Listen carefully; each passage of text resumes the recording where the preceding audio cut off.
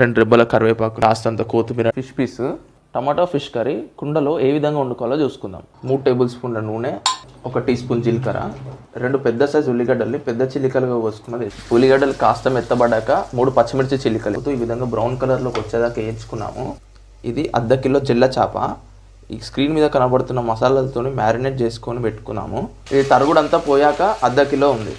స్టవ్ని లో ఫ్లేమ్లోకి పెట్టుకొని ఈ ఉల్లిగడ్డల మిశ్రమంలో ఈ చేపల్ని బాగా కలుపుకోవాలి. 1-2 నిమిషాలు.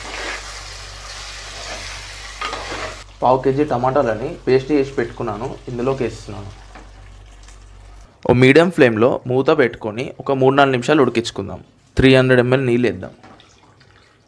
ఇప్పుడు మూత పెట్టుకొని 10 నుంచి 12 నిమిషాలు మీడియం ఫ్లేమ్లో ఉడికించుకుందాం. 2 రెబ్బల కరివేపాకుని వేసుకొని కాస్తంత కొత్తిమీర ఈ విధంగా కలపండి. టేస్ట్ చూద్దాం ఏ విధంగా వచ్చిందో.